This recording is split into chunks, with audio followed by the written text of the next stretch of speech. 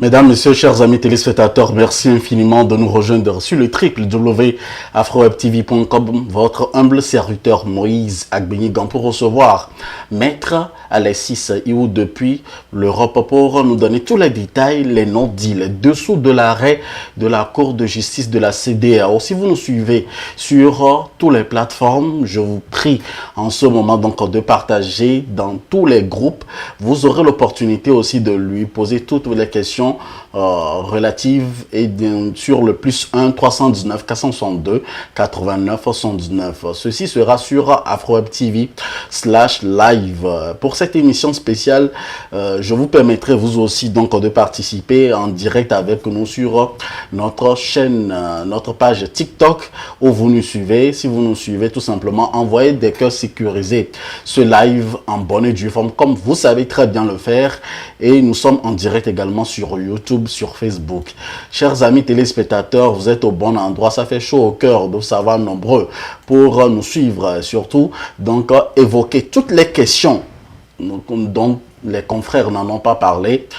Nous allons les évoquer ici, et bien entendu avec notre invité spécial de ce jour, Maître Iou, qui n'est qu'un habitué de la maison. Maître Iou, bonsoir, comment allez-vous? Bonsoir, Monsieur Benga, je vais bien, je vais mieux. C'est vrai que depuis un moment, j'étais pas très en forme, vous avez peut-être pu le constater. Et là, ça va beaucoup mieux. Et ça va. Je parle Dieu sur le plan merci, santé. Dieu merci, Sur le ça plan fait belle santé. lurette. On dirait que Oui, comme nous ne sommes pas toujours sur les mêmes pans d'égalité sur les sujets, ici c'est contradictoire, c'est pour ça que vous ne venez plus chez nous. Mais on vous voit récemment sur d'autres chaînes, comme vous avez l'habitude de le faire. exactement. J'ai commencé par fréquenter quelques chaînes depuis que je me sens mieux. Sinon, j'ai décliné beaucoup d'invitations en raison de raisons de santé qui m'ont obligé à prendre du recul. Certains ont pensé d'ailleurs que j'avais arrêté la lutte, mais non, je n'ai pas arrêté la lutte. C'est la situation qui ne permettait plus de faire un certain nombre de choses. Mais là, ça va. Je dis Dieu merci. Les choses ont évolué favorablement. Je reprends un peu plus de force, et vous verrez bien que j'ai beaucoup maigri par rapport aux années où on s'est déjà vu. Mais là, ça va. Il n'y a pas y a pas de souci. J'ai pris quelques temps de me refaire et de revenir parler de certaines choses, dont votre invitation, et je suis heureux que vous m'invitez aujourd'hui. Je vous remercie. Maître, nous sommes d'autant plus honorés de votre présence aujourd'hui. Chers amis téléspectateurs, je l'ai précédemment dit, n'hésitez pas à sécuriser le live, surtout sur les réseaux, c'est très important. Merci de partager ce lien ou les liens Facebook, TikTok et YouTube. AfroWeb TV, c'est la chaîne, vous le savez très bien. Et on évoque ensuite donc ce sujet dans son arrêt. Là, je veux parler donc de la Cour de justice de la CEDEAO du 29 janvier 2026. La Cour de justice s'est prononcée sur la réforme constitutionnelle togolaise de 2024 et a retenu notamment une violation de la Charte africaine de la démocratie, des élections et de la gouvernance. Cette décision soulève une question essentielle et quelle est aujourd'hui la portée juridique réelle de cet arrêt? Quelle conséquences peut-il avoir sur l'ordre institutionnel togolais? Mais au-delà donc du contenu de la décision, plusieurs interrogations demeurent. L'arrêt est-il définitif? Peut-il être contesté? Existe-t-il un recours en révision? Qui peut l'exercer dans quelles circonstances et dans quel délai? La CEDEAO dispose-t-elle de moyens pour faire exécuter sa décision? Et surtout, un État peut-il être juridiquement contraint de modifier une réforme constitutionnelle à la suite d'un arrêt d'une juridiction communautaire? Voici donc les grandes questions que nous allons poser à notre invité, Maître Iou Alexis, qui nous honore de sa présence aujourd'hui. Maître, avant de commencer et d'entamer cette première partie de notre émission spéciale que nous faisons aujourd'hui avec vous, la première question que tous les Togolais se posent aujourd'hui, qui dit exactement l'arrêt de la Cour de justice de la CEDEAO concernant le Togo? Oui, alors, euh, Monsieur Benga, merci. L'arrêt de la Cour est clair, hein. Il n'y a pas de lieu à interpréter ce qui est écrit. Alors, les gens ont souvent cette tendance de commenter, d'interpréter des décisions de justice.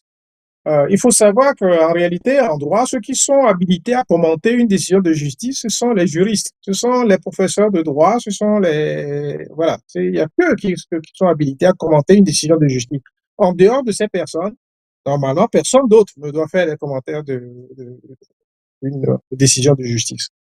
Et pour ce qui concerne la Cour de la CEDEAO, la décision euh, dit plusieurs choses. Mais ce qui concerne le Togo, l'arrêt dit tout simplement que le Togo a violé l'ordre constitutionnel, a violé la Constitution et que la réforme qui a été faite en 2024 est une réforme anticonstitutionnelle. Quand on dit qu'une réforme est anticonstitutionnelle, ça veut dire que cette réforme-là ne répond pas aux conditions posées par une constitution et notamment par la loi fondamentale qui existe dans le pays en question. Et le cas précis ici, c'est la constitution du Togo. Alors, les gens diront, mais quelle constitution du Togo? Ben oui, la constitution du Togo qui est de 1992. Je vous le dis tout de suite parce qu'il y a des mauvais esprits qui croient que on dit qu'il y a violation de constitution, mais qu'en réalité, ce n'est pas possible parce que euh, la Cour n'a pas le droit de le faire. Si, la Cour a le droit de le faire, puisqu'elle elle a dit. La Cour dit le droit et la Cour est une Cour qui est, la Cour de la CEDEAO, la Cour de justice de la CEDEAO est une Cour supranationale. Quand la Cour on dit qu'une Cour est supranationale, c'est qu'elle est au-dessus des autres juridictions. C'est à la rigueur le dernier recours que chaque État peut faire lorsque les décisions internes ne conviennent pas à certaines personnes. Et c'était le cas du Togo. Je ne sais pas si j'ai répondu à votre question. Vous avez répondu en partie. La Cour a-t-elle déclaré la constitution togolaise illégale ou a-t-elle seulement constaté une violation d'engagements internationaux? Alors, la Cour n'a pas déclaré la Constitution de 2024 illégale. Ce n'est pas, la question qui lui a été posée, ce n'était pas cela. La Cour ne répond qu'à la question qu'on lui pose. Une décision de une justice ne répond qu'à la question qu'on lui pose. On ne lui a pas posé la question de savoir si la Constitution de 2024 était illégale ou pas. Non, on lui a demandé si.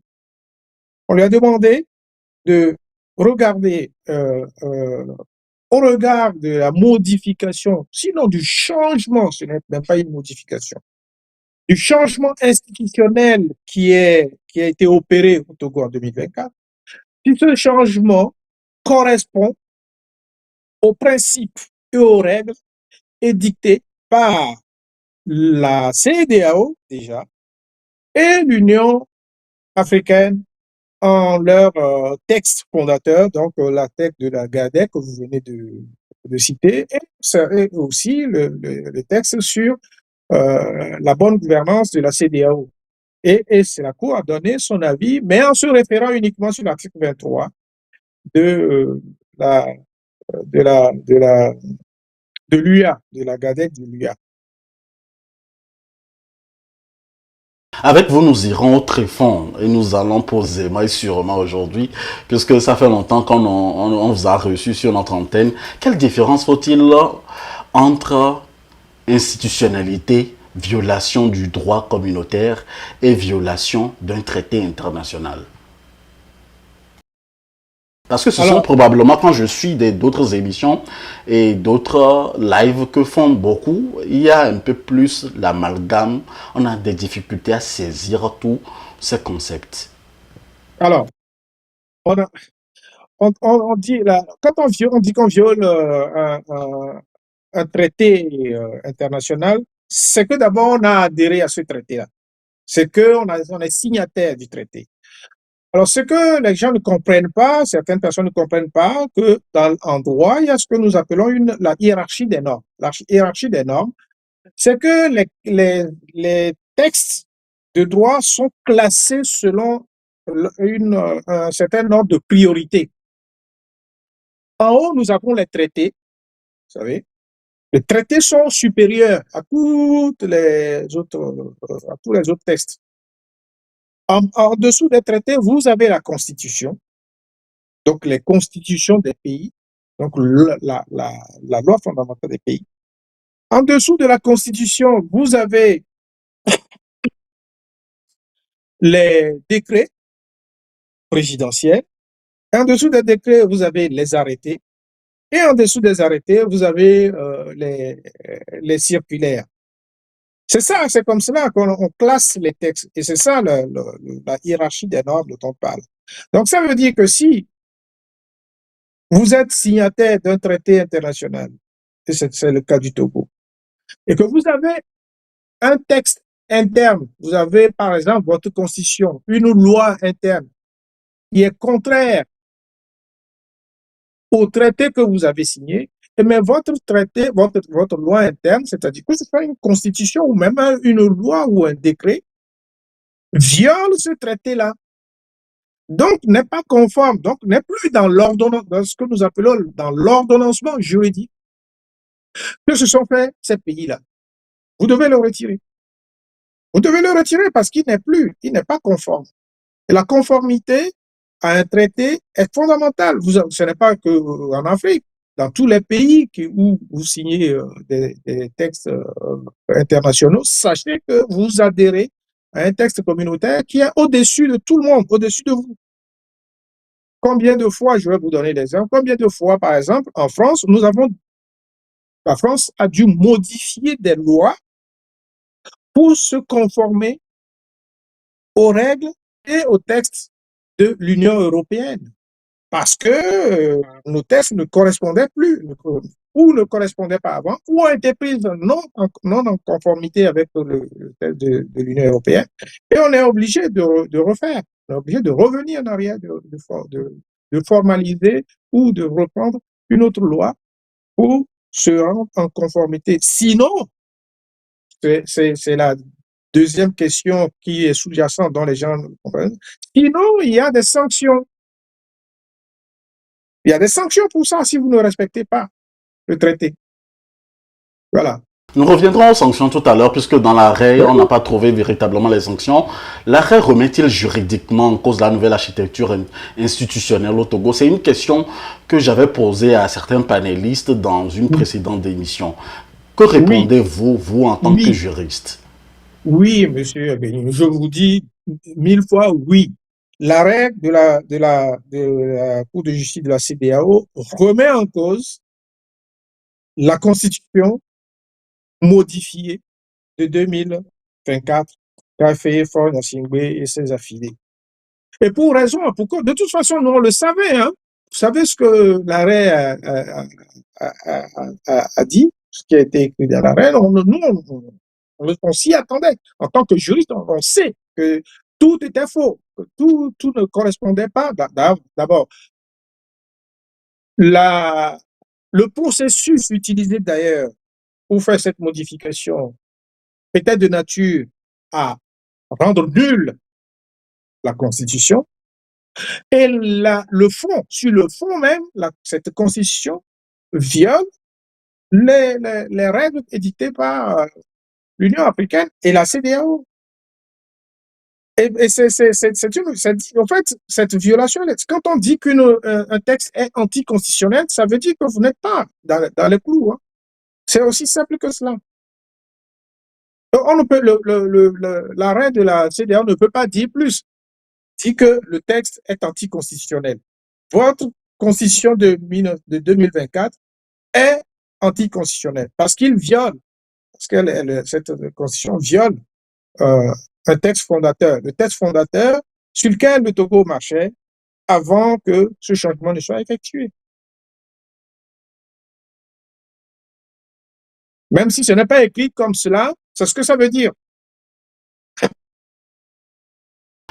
Chers amis téléspectateurs, vous êtes nombreux à nous suivre sur notre chaîne YouTube. Vous pouvez vous aussi appeler cette émission +1 319 462 89 119 numéro appel WhatsApp direct ou carrément si vous êtes au niveau donc, des États-Unis ou en Europe ou sur d'autres continents, vous pouvez vous aussi poser vos questions à Maître Alexis Iwou qui est notre invité aujourd'hui. Peut-on considérer que cet arrêt remet en cause la légitimité du président du Conseil togolais? L'arrêt ne remet pas en cause que la légitimité du président du Conseil. L'arrêt remet en cause la légitimité de toutes les institutions qui sont issues de cette cinquième République du Togo. Quand je dis toutes les institutions, à commencer bien sûr par le Conseil, le président du Conseil, qui est inexistant. Vous savez, le président du Conseil, même en dehors de l'arrêt, il est déjà illégal. Sa position est illégale, même en dehors de l'arrêt. Je vous explique pourquoi je dis qu'il est illégal. Parce qu'il n'est pas élu. Tous les présidents de conseil de toutes les institutions, de toutes les constitutions dans le monde sont des élus. Avant d'être président de premier ministre ou président du conseil, lui n'est pas élu. Donc, il ne détient aucune légitimité d'aucune personne. Pourquoi on élit un président du conseil? Pourquoi le président du conseil ou le premier ministre ou le président du Bundestag ou chose est élu avant d'être président de conseil? C'est parce qu'il faut qu'il tire sa légitimité de quelqu'un. Et la légitimité, c'est le peuple qui te donne cette légitimité-là. Mais lui, il n'était pas. Donc, déjà, sans la Constitution, sans même se référer à l'arrêt de la Cour de la CEDEAO, Franck Gnassingbé n'a aucune légitimité. Il n'est pas élu. Mais maître, il y a quelque chose que je ne comprends pas. Sur les lieux, il a la majorité parlementaire et puisque nous sommes rentrés dans une nouvelle république avec une nouvelle constitution, le président du conseil respecte la constitution que nous avons actuellement au Togo. Et cette nouvelle constitution lui permet donc d'exercer en tant que président du conseil. Nous sommes dans un nouveau régime parlementaire. Réaction. Monsieur Benga, je vous l'accorde parce que vous n'êtes pas juriste, donc le raisonnement que vous tenez, vous pouvez le tenir, mais ce n'est pas la Constitution qui fait de Faure Gnassingbé président de la République. Non, il n'est plus président de la République, il est président du Conseil. Ou président du Conseil. Il y a même un président de la République. Ce n'est pas lui qui fait, ce n'est pas la Constitution qui fait de lui un président de Conseil. Le président du Conseil est d'abord quelqu'un qui, avant d'être considéré comme président du Conseil, est élu quelque part. Pas quelqu'un, pas le peuple. C'est comme si vous me disiez, les gens qui sont à l'Assemblée nationale, les députés, mais ils sont députés parce que la Constitution a décidé qu'il y a des députés. Non, ces gens-là sont élus. Les députés à l'Assemblée nationale sont élus avant d'être députés, qu'on les appelle députés.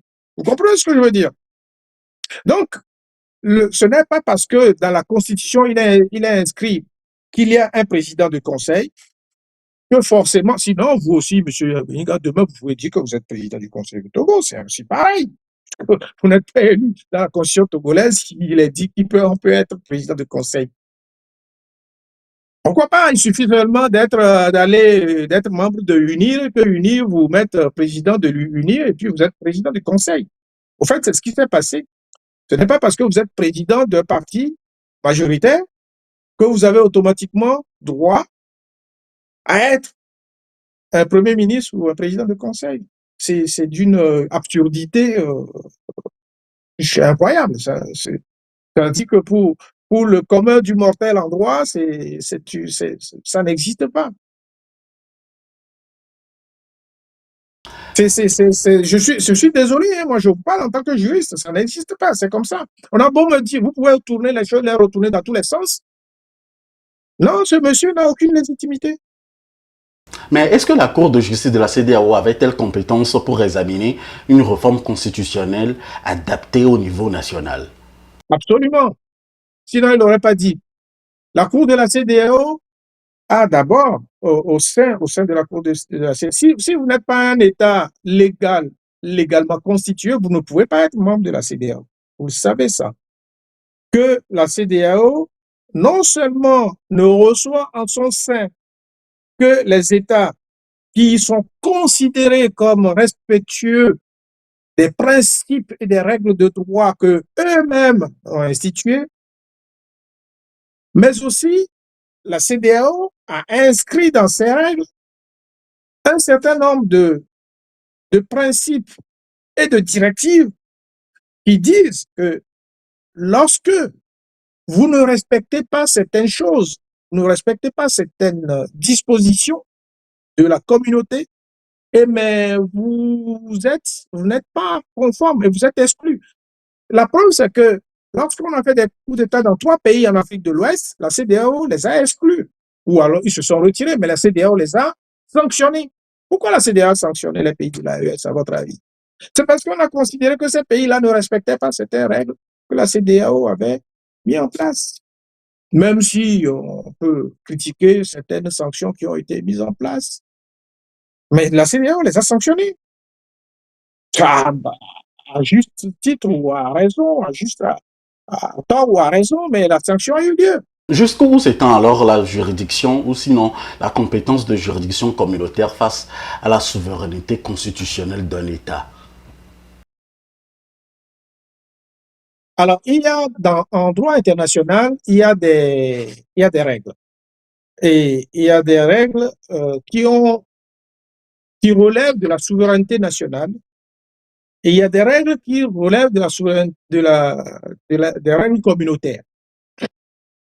Ce qui relève de la souveraineté nationale est indiqué dans les constitutions et dans ce qu'on appelle les textes fondateurs des traités internationaux.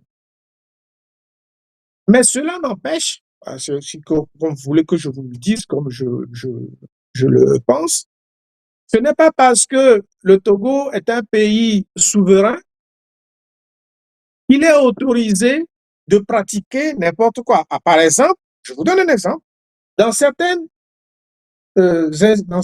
communautés, je prends l'exemple de l'Europe, mais en certains pays d'Afrique, je crois en Afrique centrale aussi, il est interdit, par exemple, d'avoir dans sa constitution, dans ses textes, la peine de mort, d'inscrire la peine de mort. Et ça veut dire que collectivement, les États membres de cet accord ont accepté d'exclure la peine de mort dans la pratique de leur pays. Aucun pays n'a le droit d'instituer la peine de mort dans ces textes. De la même manière, la CEDEAO a inscrit, et l'Union africaine aussi a inscrit, qu'on ne peut pas prendre le pouvoir en Afrique ni par la force, que ce soit la force armée, ni par les forces détournées, ni en modifiant des textes pour se maintenir indéfiniment au pouvoir. Et c'est le cas du Togo. Prendre des dispositions de telle sorte que vous puissiez vous maintenir indéfiniment au pouvoir, c'est interdit. C'est interdit par les textes de la CEDEAO. Et c'est interdit aussi par les textes de l'Union africaine. Le protocole additionnel de la CEDEAO de 2001 ou 2007, sur lequel le Togo et la Côte d'Ivoire, je crois, et je crois le Sénégal avait hésité, mais après ils l'ont signé, le Côte d'Ivoire aussi. Ils avaient refusé de signer. Mais ce texte existe. De la même manière que dans les textes de la CEDEAO, il est interdit de modifier les textes qui sont susceptibles d'amener à une élection les 6 mois qui précèdent une élection dans le pays. Or, c'est ce que le Togo a fait. On n'a pas le droit de modifier des textes 6 mois avant une élection. que ce soit présidentielle ou législative. C'est écrit noir sur blanc.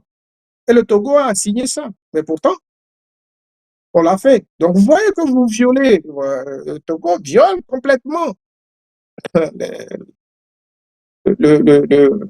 les accords internationaux signés. Donc, vous ne pouvez pas dire qu'en violant les accords internationaux, en violant que ce soit celui de l'UA ou de la CEDEAO, mais on ne peut rien vous dire parce que vous êtes un État souverain. Non, si vous êtes un État souverain, vous restez chez vous, vous vous enfermez chez vous et vous ne signez pas d'accord international. Maître, excusez-moi, mais allons sur l'autorité de l'arrêt en ce moment. L'arrêt de la Cour de justice de la CEDEAO est-il juridiquement obligatoire pour le Togo? Ah, c'est ça votre question? C'est ça ma question. Mais bien évidemment que oui. Alors, ce n'est pas que l'arrêt de la CEDEAO qui est obligatoire pour le Togo. Toute décision de justice qui concerne, que ce soit un pays ou une personne, est obligatoire. Monsieur Benyiga, c'est comme si vous me demandez que demain, votre petit frère, je sais pas, a poignardé quelqu'un aux États-Unis, et puis vous lui dites, mais non, non, lui, il est togolais, donc on peut rien lui faire. Normalement, il est togolais, on peut pas lui appliquer les règles des États-Unis. Mais non, non, non, non, non. Une décision une décision de justice est obligatoire, est applicable, qui que vous soyez, petit ou grand. La question, votre question, ma réponse, c'est oui. La décision s'impose. Elle s'impose au Togo. Les Togolais peuvent vous dire tout ce qu'ils veulent, elle Alors que se s'impose. passerait-il, par exemple, si le gouvernement togolais décide de ne pas appliquer cette décision de justice, puisque jusqu'à ce moment, on ne voit pas les choses bouger. Ça, ce n'est pas étonnant de la part du Togo. C'est un habitué à ne pas appliquer les décisions de la CEDEAO. C'est le mauvais élève de la région. C'est le plus grand mauvais élève de la région parce qu'il n'applique jamais, presque jamais les décisions de la CEDEAO. Je vais vous donner des exemples. La décision sur Pacha n'est jamais appliquée. La décision sur Molu n'est jamais appliquée. La décision qu'on a obtenue pour les enseignants les enseignants du Togo qui ont été arrêtés illégalement ne sont pas appliquées. Il y a des décisions, des condamnations du Togo là-dessus. Mais ces décisions ne sont pas appliquées par le Togo. Alors, ce n'est pas parce qu'on refuse d'appliquer des décisions qu'on, que ça devient un droit, non. C'est qu'on on est un mauvais élève, on est un violeur du texte. Le Togo est un mauvais élève et le Togo n'est pas considéré comme un État de droit. Parce qu'un État de droit, il respecte les règles, surtout les règles que lui-même a mis en place, ou en tout cas a signé.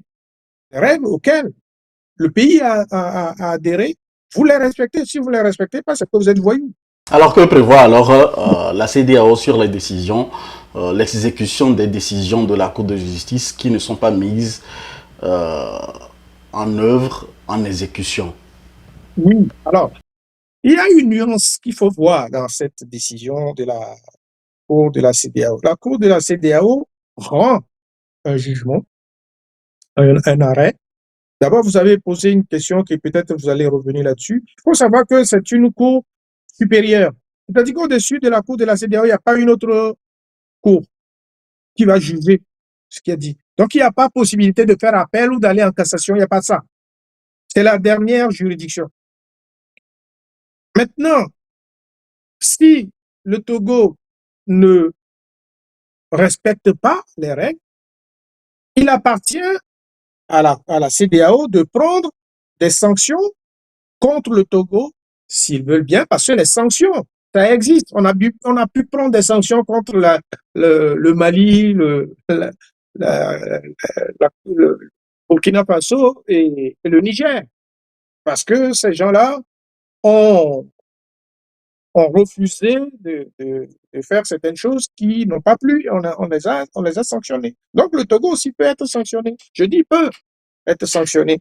Tout dépend de la volonté de la CEDEAO. Et là, ce ne sont pas les magistrats de la CEDEAO qui doivent le faire parce que malheureusement, les textes fondateurs de la juridiction de la CEDEAO, de la Cour de justice de la CEDEAO, ne prévoient pas des sanctions comme des sanctions coercitives pour les pays, comme ça existe en Europe. En Europe, si la Cour de justice européenne rend une décision que vous ne l'exécutez pas, on vous met des amendes. On vous met une amende et on peut vous mettre des amendes avec astreinte d'ailleurs. C'est-à-dire que si vous ne l'exécutez pas, on vous donne un délai. Si vous ne l'exécutez pas, l'amende s'ajoute au jour le jour jusqu'à ce que vous ayez des millions peut-être à payer un jour. Et si vous ne payez pas cette somme, on va vous contraindre à le faire. Malheureusement, la CEDEAO, c'est un peu moribond dans ce sens-là parce qu'elle ne sanctionne pas les pays qui ne respectent pas ces décisions. D'où même cette faiblesse de l'institution et de la Cour. C'est une faiblesse, il faut le reconnaître. C'est une faiblesse. Alors, qui doit assurer dans ce cas d'espèce le suivi de l'exécution d'un tel arrêt de la Cour, la commission de la CEDEAO ou les États membres? Alors, la chance que les Togolais ont, c'est que la Cour de justice de la CEDEAO ne s'est pas appuyée sur les textes de la CEDEAO pour prononcer la décision contre le Togo, mais sur un texte de l'Union africaine. Et ce texte de l'Union africaine prévoit des sanctions. On nous dit dans l'arrêt que la Constitution togolaise de 2024 viole l'article 23 de la Charte africaine sur la gouvernance, la bonne gouvernance, et que cette violation entraîne nécessairement des conséquences. Et les conséquences se trouvent dans les articles 24 et 25 de ce même texte qui suit. Alors, ces sanctions sont tellement lourdes que j'espère que le Togo va se reprendre parce que les sanctions sont effectivement très lourdes. Je n'ai pas le texte en face de moi, sinon je vous le lirai, mais il y a certains points que je peux vous dire comme ça parce que le Togo, par exemple, dans la violation qu'ils lui ont reprochée, les personnes qui ont modifié la constitution togolaise n'ont plus le droit d'être dans les institutions, d'être acteurs politiques. Ça veut dire qu'ils ne peuvent plus être élus, ils ne peuvent plus fonctionner, ils ne peuvent plus être des acteurs politiques au Togo. Le Togo, en tant qu'État, peut être sanctionné aussi et par l'Union africaine et ne plus participer à certaines activités, à certaines réunions de l'Union africaine parce que justement on n'est pas conforme aux dispositions réglementaires de l'Union africaine. Il y a plusieurs sanctions qui sont déclinées sur ces articles-là, sur lesquels le Togo sait très bien que cette violation peut lui entraîner des conséquences graves.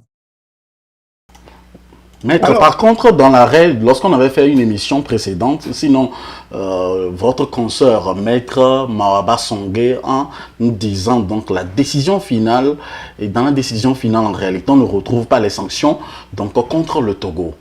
Réaction? Non, mais la décision finale, qu'est-ce qu'elle veut dire par la décision finale? Non, dans l'arrêt de la CEDEAO, les sanctions ne sont pas déclinées. Justement. Vous comprenez? Les sanctions ne sont pas déclinées, mais ça ne veut pas dire que les sanctions n'existent pas. Les sanctions dérivent directement de l'article 23 qui est cité dans l'arrêt. Quand on dit que vous violez l'article 23 de la, la charte africaine, cet article 23, quand vous allez lire cet article 23, a une déclinaison sur toutes les sanctions qui suivent lorsque vous violez cet article-là. Ça se fait en droit. Alors, je vais vous donner un exemple. Lorsque, par exemple, dans un code pénal, on vous dit que l'article 241 constitue une violation ou un délit je sais pas, de n'importe quoi, un délit de vol. Ce n'est pas cet article qui prévoit les sanctions qu'on va vous appliquer. Il faut aller dans un autre article du code pénal pour voir si quand vous avez volé, ça vaut combien. Le tarif, c'est quoi? Le tarif, vous le trouverez certainement dans l'article 300 et quelques, ou dans l'article 245, dans l'article 242, qui dit, si vous avez volé, eh bien, vous avez 3 ans de prison, vous avez 15 000 euros d'amende, vous avez autant. Donc, c'est une déclinaison qui se fait. Ce n'est pas parce que ce n'est pas dit dans l'arrêt que ça n'existe pas. Les sanctions existent, effectivement. Et ça, c'est être de mauvaise foi de dire qu'il n'y a pas de sanctions.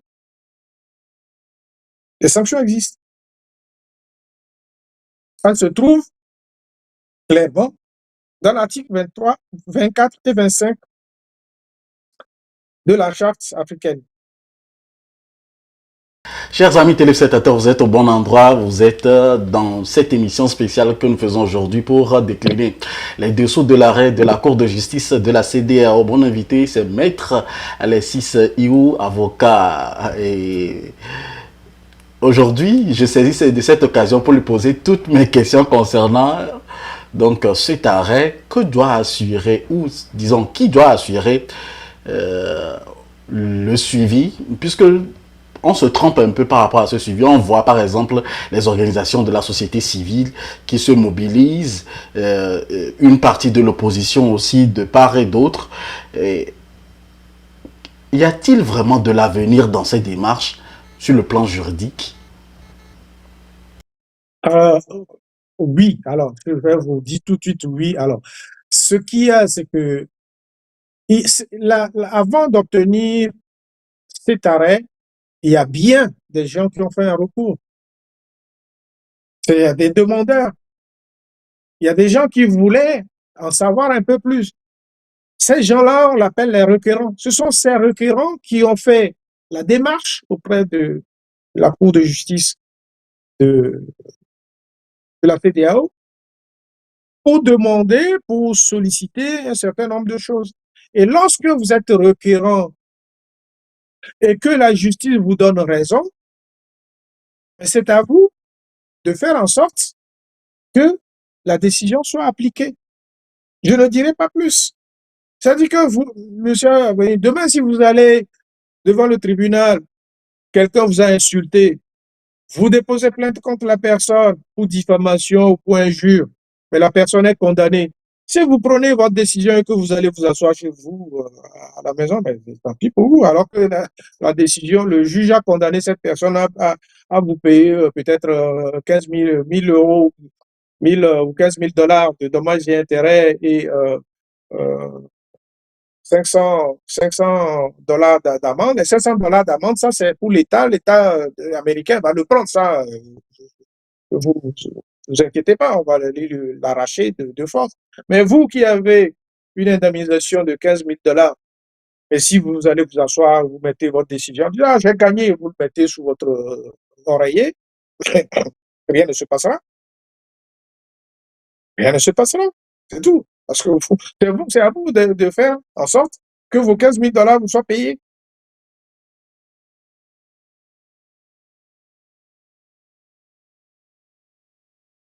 J'espère bien me faire comprendre. Il appartient aux gens qui ont fait ce recours de mettre en œuvre les moyens nécessaires pour que leurs droits soient reconnus. Alors, maître, allons très fond donc sur un autre angle. L'État togolais n'a pas comparu devant la Cour. Quel avenir? Ah, Ou l'État est-ce que cette togolais, absence de l'État défendeur empêche-t-elle donc la Cour de statuer? non, pas du tout. Non, parce que devant toute juridiction, quand on vous appelle, quand on vous assigne, quand on vous attrait devant une juridiction, bah, vous êtes libre d'aller ou de ne pas y aller, hein. Personne ne vous force d'y aller. Et ici, le Togo a décidé de ne pas y aller. Ben, c'est son droit de ne pas y aller. Mais cela n'empêche pas le juge de décider. La preuve, le juge a décidé. Ce qui est arrivé au Togo, ça arrive très souvent dans les juridictions. Très souvent, les gens qui sont assignés, certains, ils ne viennent pas parce qu'ils s'en foutent. Ils s'en foutent. Il y en a qui s'en foutent, il y en a qui ne savent pas. Ils sont assignés, c'est autre chose. Oui, il y en a qui n'ont pas les moyens de payer un avocat pour s'y rendre, donc ils n'y vont pas, mais ce n'est pas pour autant que vous n'allez pas être condamné, que vous allez être condamné. D'ailleurs, la plupart du temps, on vous dit que si vous ne venez pas, on tiendra compte des seuls éléments que la partie adverse a fournis pour vous condamner. Et c'est ce qui arrive souvent. Et c'est ce qui a joué en faveur donc des organisations de la société civile Ah ou ben, bien... bien évidemment, puisque l'autre n'est pas là, la partie adverse n'est pas là pour se défendre. Ben, on tient compte de ce que l'autre a dit et on vous sanctionne. Est-ce que le Togo peut aujourd'hui contester la compétence de la Cour alors qu'elle a été déjà rendue? Pas du tout.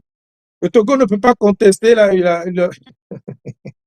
Non, c'est une enfin, question que je pose pour savoir non, non, non, mais parce ouais. que vous n'êtes pas la première personne à poser cette question. Le Togo ne peut pas contester la compétence de la CJ parce que le Togo est cofondateur de cette cour.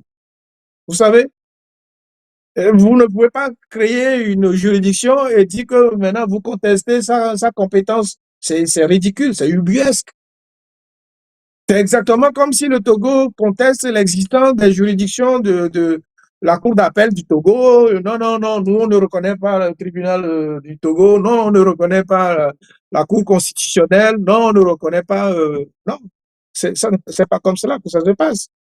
Cette Cour a une compétence générale sur tous les pays d'Afrique de l'Ouest qui sont fondateurs ou adhérents de la CEDEAO. Donc, on ne peut pas se lever un jour en disant, mais la décision ne me plaît pas, donc je ne suis pas, ça ne me concerne pas. Ça, c'est des méthodes de gangsters. L'État togolais peut-il utiliser alors dans ce cas ou dans ce contexte un recours pour faire valoir ses arguments qu'il n'avait pas présentés donc lors Non, de la non, prochaine? non, je vous dis tout de suite, non, il n'y a pas de recours possible. La décision, elle est définitive. Je vous ai dit, c'est une décision d'une Cour suprême. Et au-delà de la Cour suprême, il n'y a rien. Il n'y a rien. Il y a aucune juridiction au-dessus de la Cour de la justice de la CEDEAO. S'il y avait une autre cour au-dessus de la Cour de la justice de la CEDEAO, on peut avoir une voie de recours. La seule voie, il y a des voies de recours. Lorsque la Cour de la justice de la CEDEAO rend des décisions, il y a des voies de recours possibles. Il y en a deux.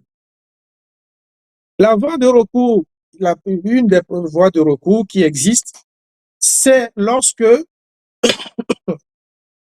il y a une erreur matérielle dans la décision. Et là, vous faites un recours pour rectifier l'erreur matérielle qui existe. La deuxième voie de recours, c'est lorsque, par exemple, les juges qui ont rendu la décision, euh, le quorum n'était pas atteint ou peut-être il y a un juge qui n'était pas, qui n'avait pas lieu de siéger, qui a siégé. Là, on peut contester. On ne conteste pas la décision. On peut contester le fait que cette personne ait siégé uniquement. Mais changer la décision sur le fond, ce n'est pas possible. Ce n'est juste plus possible. Il n'y a pas de voie de recours dessus. C'est pour cela qu'on incite les gens à être là. Vous savez que dans cette affaire, le Togo a été, non seulement nous avons déposé le recours, le Togo n'a pas répondu. Et on a rappelé au greffe que le Togo n'a pas répondu, donc de rappeler au Togo de répondre. Le greffe a relancé le Togo.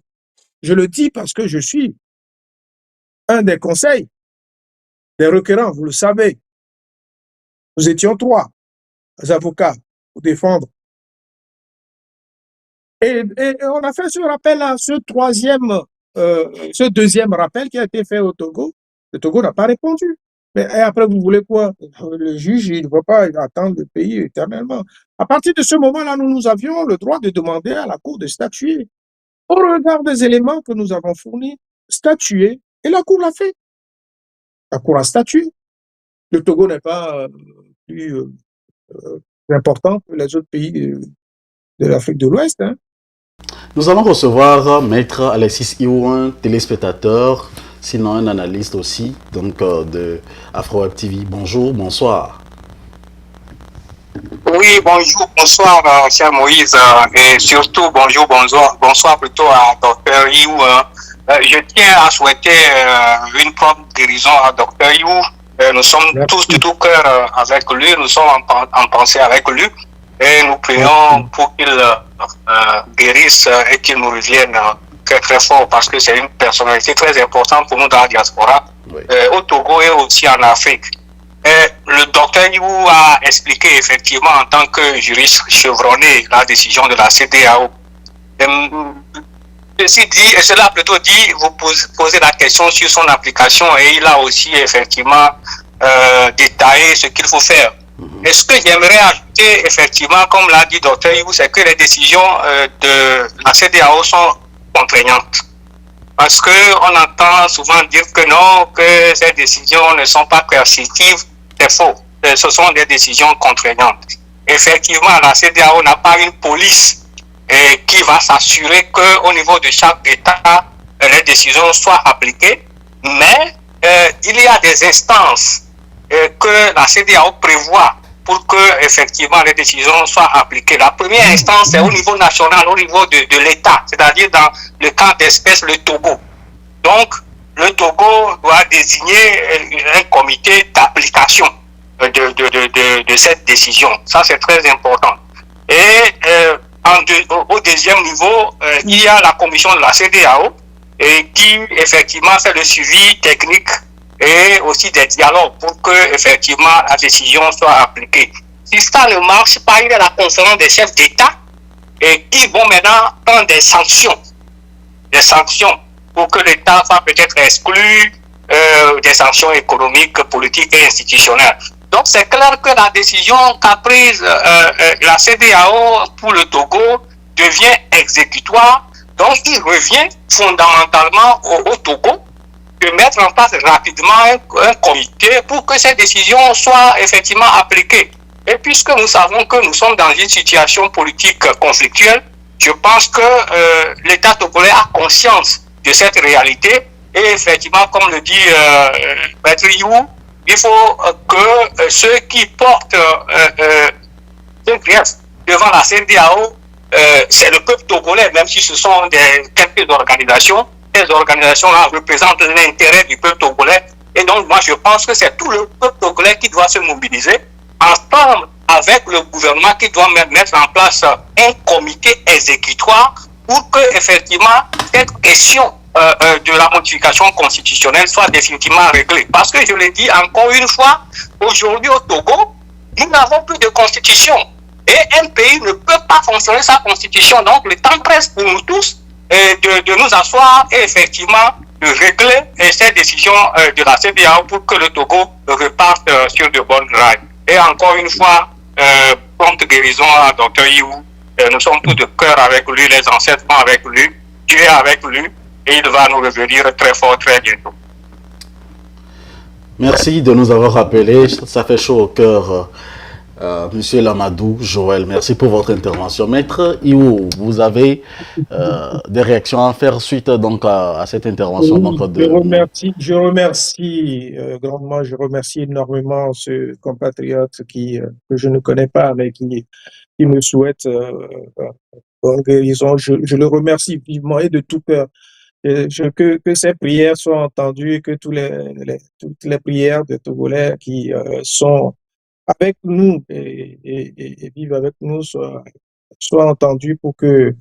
C'est vrai que, bon, quand on a une mauvaise santé, on n'est pas prêt à pouvoir faire un certain nombre de choses. Et je le remercie beaucoup, beaucoup, beaucoup pour son soutien et son... Il a dit des choses qui sont totalement vraies que je ne voulais pas décliner parce que je me l'interdis, parce qu'il y a des choses qui se font et comme je suis toujours acteur en back-off, je ne peux pas m'aventurer là-dessus. Il a dit des choses qui sont vraies, tout à fait, c'est-à-dire que les, les Togolais doivent s'emparer de cette décision et faire en sorte qu'elle soit appliquée parce que la décision, elle est coercitive, elle est contraignante. Toute décision est applicable et d'application immédiate. C'est ça qu'il faut savoir. Donc, l'arrêt de la CEDEAO, ce n'est pas contestable. Il y a pas moyen de contester. C'est applicable. Elle est contraignante. Elle est dite. Cette décision est dite des règles, des choses sur lesquelles le Togo ne peut pas s'asseoir.